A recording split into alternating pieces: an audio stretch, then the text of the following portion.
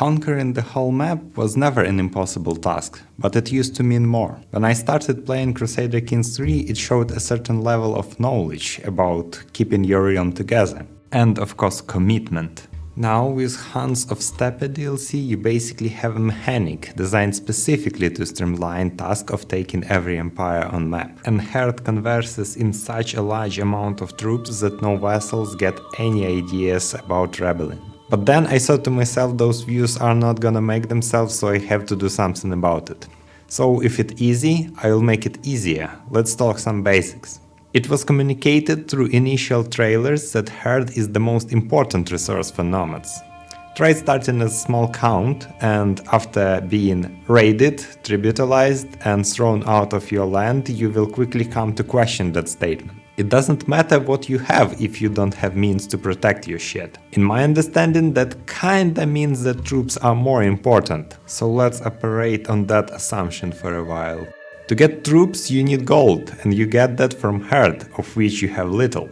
In my experience, when you start small and you want to go big really fast, that is the biggest bottleneck. A few hundreds to get 5 regiments and beat the shit from fellow nomads around you. So I started thinking how to get more gold when nomads are slow to accelerate its production. And the thing that came to mind was just don't be nomad. So I could start as adventurer, get a quick 1000 gold or so and then settle in Steppe. Problem gone. Then I remembered the fact that for the act of becoming landed, I will also get veteran adventure trait, and it is minus 50% man-at-arms maintenance. Sounds good. But since I am adventuring, why not take it even further? Conqueror trait will get me another 75% man-at-arm maintenance and 5 gold per month flat, not to mention all the other bonuses. Now we are talking. And having a big strong army will let me convince others to donate some of their herd by gaining more vassals, or outsource herd production to other realms. I will just need to facilitate the logistics. Circular flow model sucks, I tell you, this is what the real science looks like. Alright, with all of that in mind, let us proceed. Welcome. Today I'll be playing as custom adventurer, and my goal would be to become Conqueror, greatest of Khans, and the only independent ruler on map.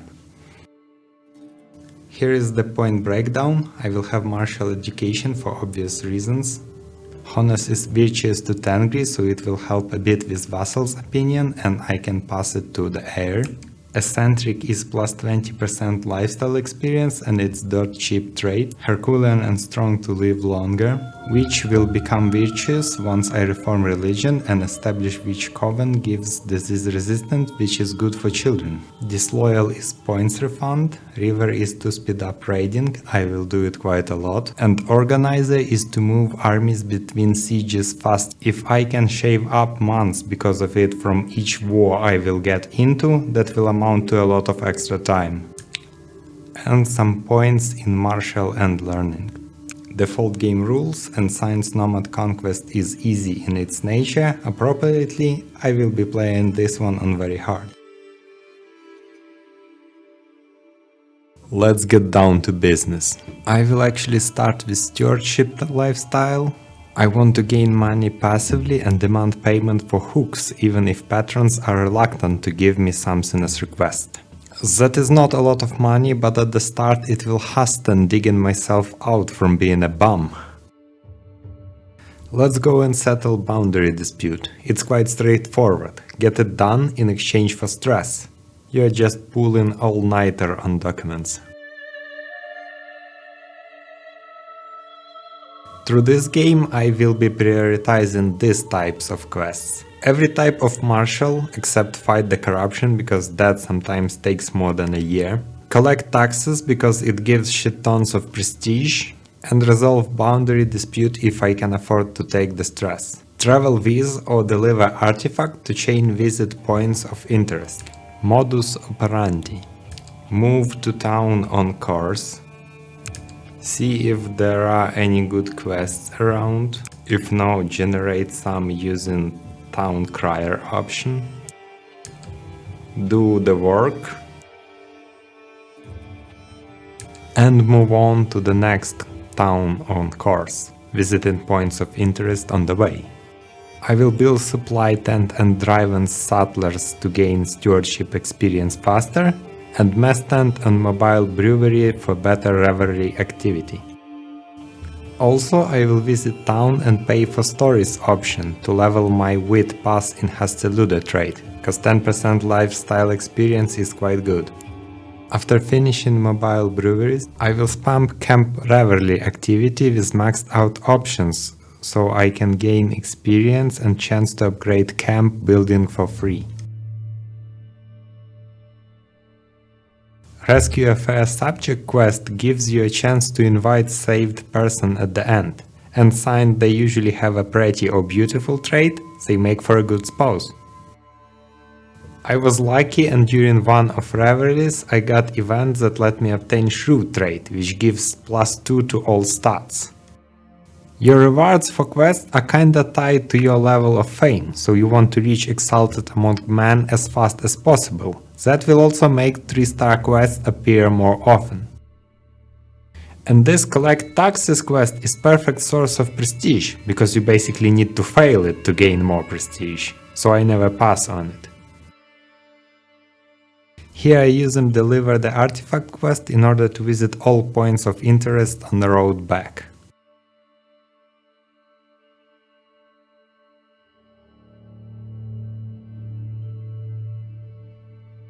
Success of university visit is tied to your learning stat, so I will switch my second to person with highest learning and go to university with that bonus.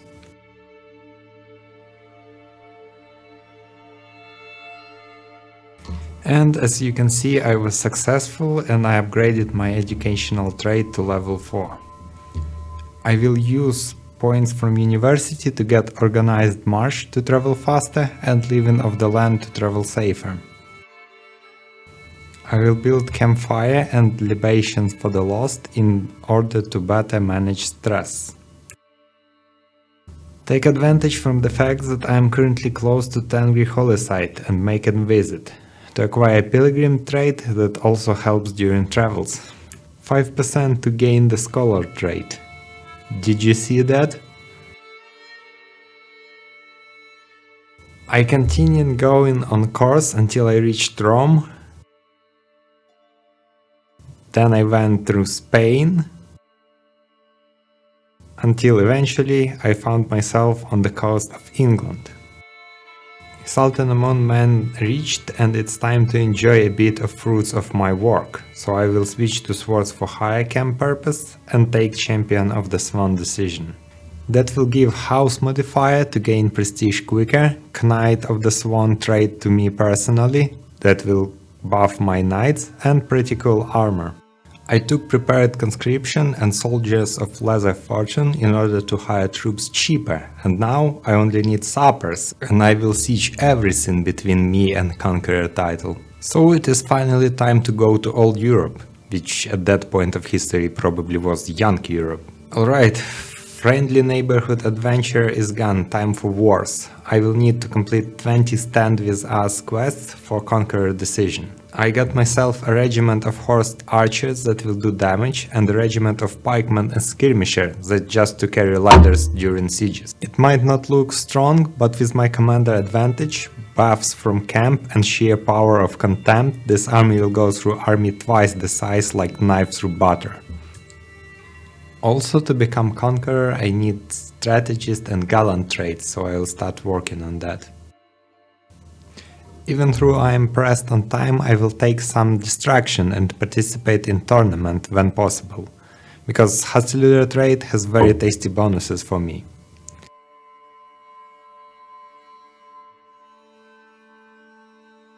And I can get free stuff out of it. But stand with us quests are obviously the top priority. Also, wiping out armies gives a big influx of fame that is needed to reach legendary person, that is a requirement for Conqueror Decision as well. 20 years has passed, so I can attend university once again. As usual, I make sure that I'm on top of my game with learning, and as you can see, it paid off, and I was able to obtain 5th level of educational trait. Now I have PhD in siege and logistics. So the battles become less and less spectacular.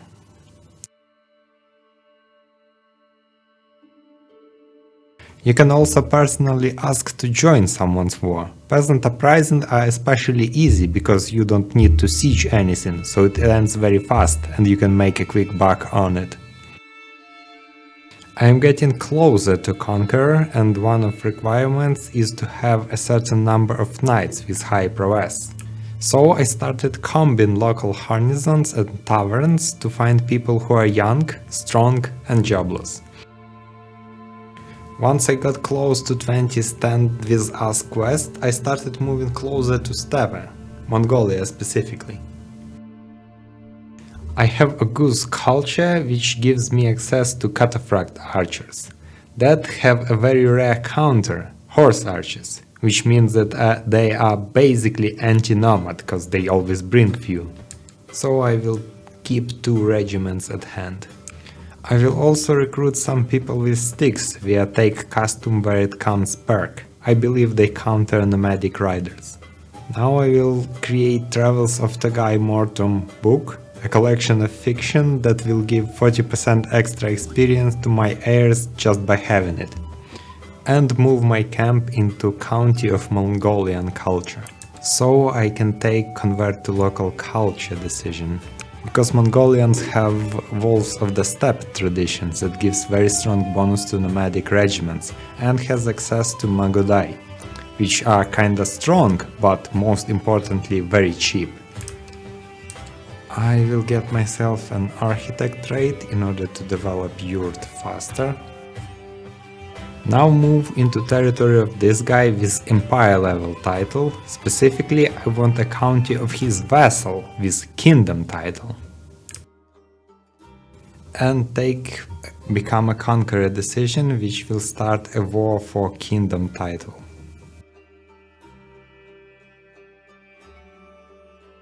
With my advantage and buffs from the camp, there will be nothing thrilling about this war as well. And it ended quite quickly. And just like that, from the life of adventures to the life on the farm, time to grow some herd. Even though I have an icon of kingdom, the title of nomads are actually controlled by domination level, so you can start conqueror war against anyone. I started war against biggest guy on map in order to liberate more land in one go and more vassals with it, so I can start gaining herd faster. I will go into medicine focus in order to have small health boost, cause this guy is pretty cool and I want to keep him around. And I can immediately increase my dominance to limited, which is not enough to accommodate all of my vassals, but they will live through it. Now I need to forge a crown and hold coronation, and the game finally registered that I want my statement war, and I get notification about Conqueror trait. Raise your glass of mare milk in celebration.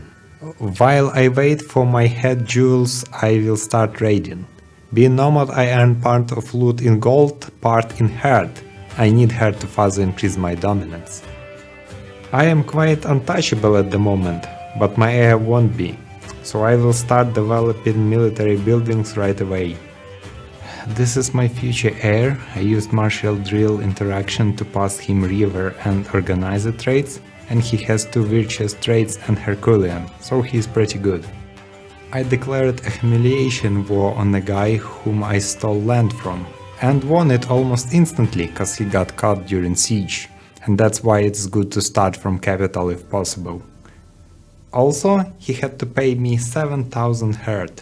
I can finally pick my first dynasty legacy, and I will go for Glory Pass in order to reach righteousness, and have +10 opinion with everyone. That will help me manage large amount of vassals once I conquer the map. And after a bit more of pillaging and ship theft, I was able to increase my dominance to high. Time to do some expansion, so I will attack anyone I can, cause at the moment I'm a bit sandwiched between the Empire on the left and Map Corner on the right.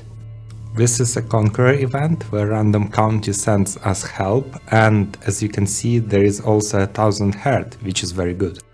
Nomads have extremely good buildings, so I will not tell you what to build, cause even if you do it at random, you will build more than half of what I would recommend. Basically just prioritize things that give herd gain, gold income for herd, or anything army related. The only two things I will mention specifically is lifestyle experience from main yurt and stress resistance from family yurt.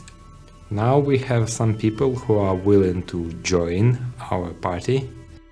Things are looking up, we are looking like a proper empire now, and herd gain went from a pathetic 17 per month to 200, which is still pretty mid, but we all have to start somewhere. There is this guy near me who is a Conqueror too, and before he grabs too many and make it hard for me to expand, I'm gonna make him a tributary, so he will lose Conqueror trait. I will go for a bit of raiding, because I'm just 5000 short from amount required to gain next level of dominance. And just after 1 year I can finally upgrade to absolute dominance. I will bribe all roadie vassals to gain their obedience and start a domination war to take the empire title. You won't believe it, but I won that war. Long live the Khan. Now the guy is pretty old, so it's time to prepare for succession. And while he is alive, I take as much as I can from his architecture trait and build whatever I can. Reaching 75,000 herd is pretty far away, so I can justify some trigger happy spending. So the guy is 107 now. He has very good stats. Pretty big martial, which I banked on through this game. I stacked a lot of traits on him, actually they aren't fitting in one screen anymore, and a lot of commander traits which further contribute to his martial. But unfortunately the guy's time is up. The second time has come. Right away equip the Book of Travels and start gaining that experience. The only problem is that this guy is pretty old. In my experience, Khan contest of map takes around 40 years, and gaining enough herd will take him some time. So probably we'll make a Khan from the next generation. Let's go attend the coronation of ourselves. And I will throw some gold at my vassals so they will calm the fuck down. With moral bribed into submission, get back to taking land that is not yet mine. This ex-conqueror decided that it is a good idea to stop paying me a tribute. Which is not the best move, considering that my war can now target every inch of his land. Get vassalized, idiot. I am gaining almost 400 herd per month, and it become hard to declare wars for meaningful amount of land, so I switched to raiding. And thus, 40 years after settling as nomad, I am ready to proclaim unrestricted dominance. Now I have no interest in raiding, so there is nothing much to do except have small wars with nomads. This one is interesting, never seen it before. A court event that gives me an option to gain Faithful Blade trait, which is, fun fact, probably the best offensive commander trait. And all of my war will be against different religion. I'm gonna pass that to my heir via martial drill.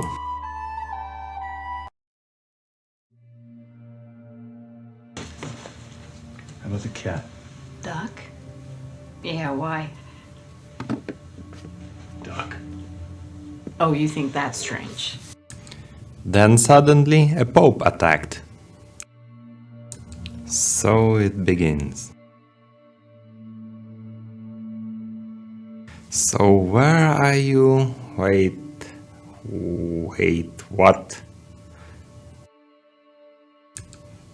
Yeah.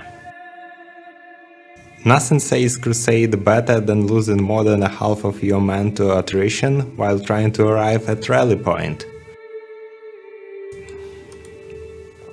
So I gather all of my troops and run through them.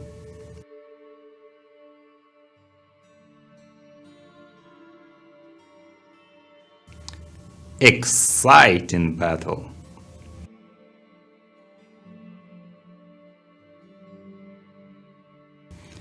And Tagai II is not really as good as alpha version.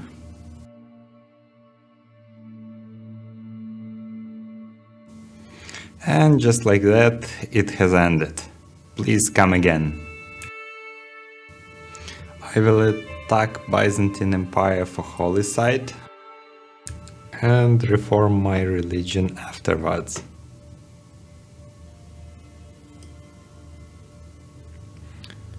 I will keep Warmonger.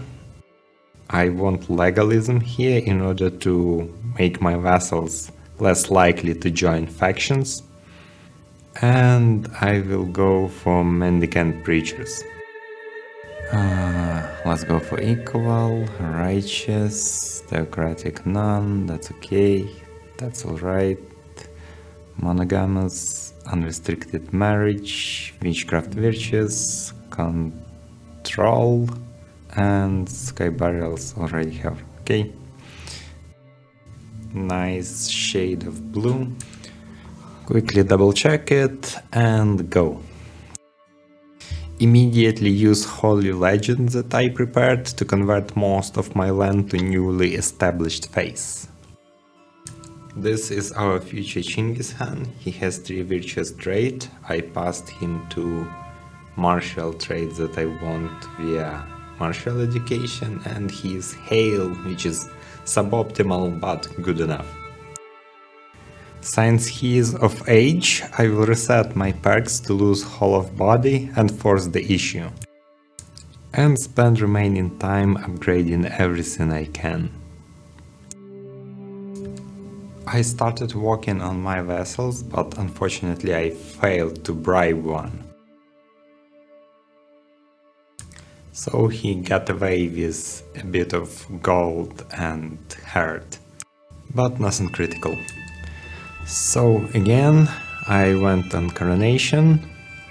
Vassals were a little bit rowdy, but they settled by themselves. And in quick succession: university to increase education trait, tournament to gain prestige, hunt to gain even more prestige. I also got lucky and gained strength to train for tournament event. So we are golden. 5 years later, finally exalted among men. Time to become greatest of Khans. Increase troops to the max, cause this is a serious war, probably riskiest through this campaign. It goes as follows: kill enemies, gain score. Lost holding, lose score. Basically, eradicate everyone but keep real estate. Unfortunately, my realm is quite big, and war is basically against every neighbor that wants to join in, so I have to manage multiple armies on different fronts. I also tried to actually attack Constantinople in hope to gain hostage, but I was unsuccessful. Still looted a good artifact during the siege, so worth it. So I mainly fought in 2 places: in north using nomadic raiders against tribal confederation, and in south against Eastern Roman Empire with my men at arms. And Abbasids had some other war or something important, so they failed to show up. Also, ERE decided to waste time sieging Constantinople back, so retrospectively a good move. So overall war went quite favorably for me, and in 4 years it was over. Now I am greatest of Khans. I get a trait that gives me a lot of bonuses. I gain 4 regiments of special troops that can be instantly raised in any territory that I control. And most important, ruin or submission interaction. Usun is 28, which is quite young, and I can easily live for another 50 years. Enough to conquer all map, spend some time stabilizing empire, and neatly pass it to inheritor. Now, instead of declaring war, I have an option to propose to ruler to become my vassal. There are different modifiers that increase the chance that he will accept. But the most important one is the counter that increases after I win war against someone who refuses to submit. To begin, I need to win a lot of wars to increase that counter. But there are 2 important debuffs. First for being an emperor, second for being part of Confederation. So basically those two never submit, and you can start with those to increase your counter. I will go just with that and start disassembling the confederations. There are a lot of wars to be won, and in order not to run out of steam, I will begin to fight with my men-at-arms, cause special troops do not replenish. So for the next 10 years I will be operating on my own armies. I want to have a small war for Duchy of Thrace, cause I want to safely obtain it to be my future domain. Don't fight with disembarkment penalty. Okay, I will move my capital to Constantinople, and since time to gather troops is kinda connected to how far you are from your capital, now I'm closer to my enemies. Abbasids have the largest empire, so I went to war with them. Here you can see me having a Syrian's battle. And there it goes. Next, Holy Roman Empire. And the Pope is at it again. It's not like Crusade poses any real danger, but fighting with it takes time and distracts me from my main goal. So I assembled an elite team of Mongolian SEAL veterans, maneuvered to the side, waited for troops to leave, and then immediately took Pope hostage, and the crusade was over. And my conquest resumes. The battle went as usual. I would like to entertain you more, but it is what it is. Enemy troops don't really show much resistance. Actually, in this campaign my commanders were strong enough not to be bothered by anyone, except very early stages of their careers. But as things are now, I am undefeated. I went and finished the rest of Africa, and then went for India.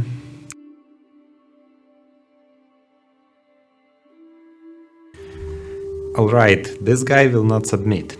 I will increase his opinion of me. Here, count it. That's 150 gold. It's yours. I ain't giving it to him. I am buying something for that money. His life. I am giving you that money so I don't have to kill your ass. Motherfucker. I now control roughly 75% of the map, and when I propose 4 people submission a ruin, 3 of them are finally willing to accept. And after some more time, I can declare only one war, last independent realm, Byzantine Empire. Finally, all of it in my hands. And now you can watch me destroy all the useless artifacts I got in the process.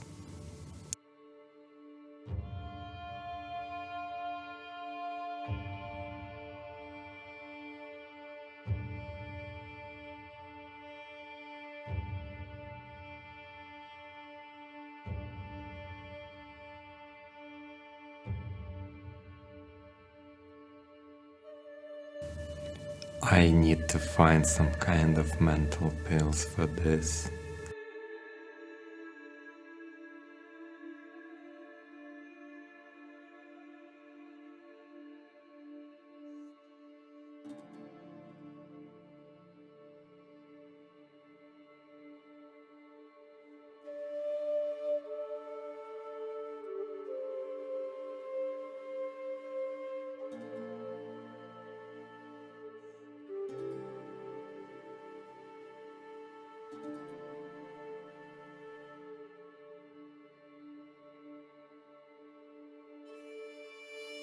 Moving capital to Constantinople was a mistake on my part, so now I will revoke Karakorum title from this guy, and since it's de jure capital of Mongol Empire, I can move my capital there at any time.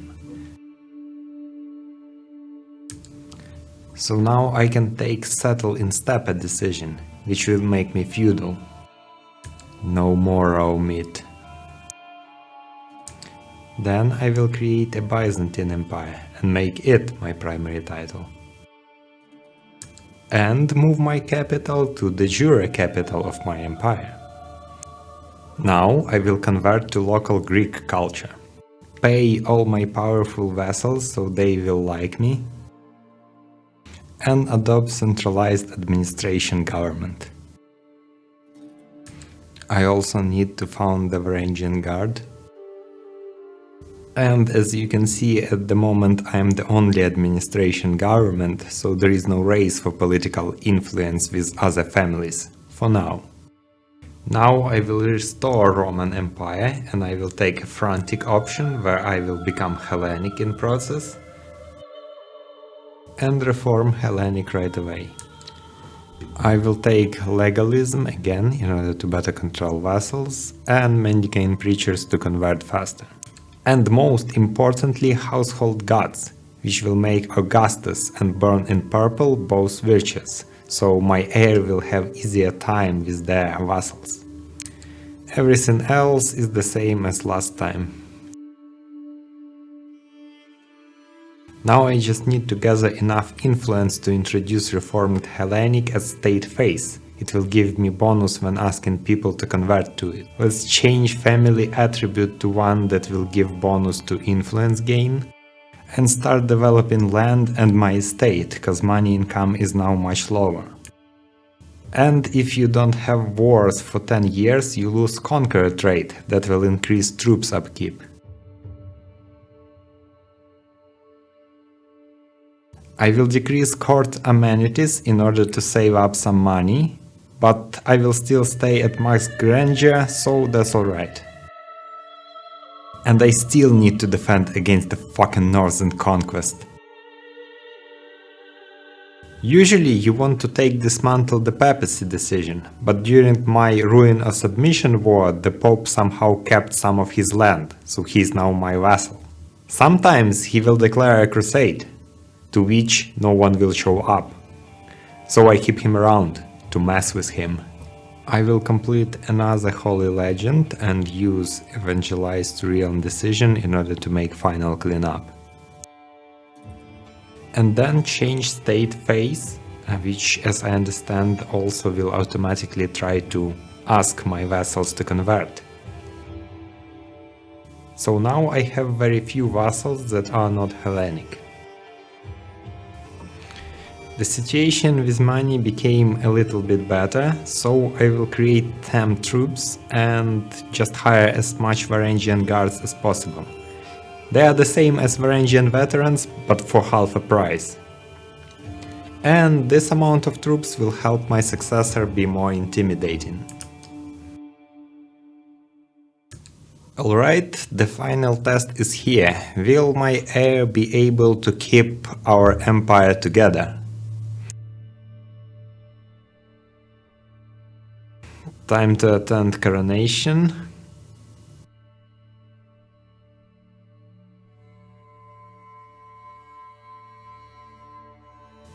Okay, 4400 gold. I mean, I can afford it, but that better be some fucking big jewels.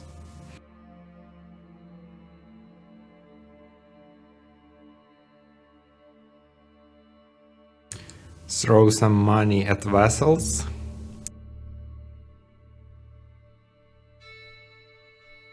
And we seem to be fine. I have a suspicion that because I am still defending against the Northern Conquest invasions, I keep my Conqueror trait, which is good for economy, nothing against that. Looks stable enough, and 60,000 in a chest are bound to solve any problem I will run into. I prefer to think that I am relatively competent at the game, so it is hard for me to say how much difference Conqueror made for this run.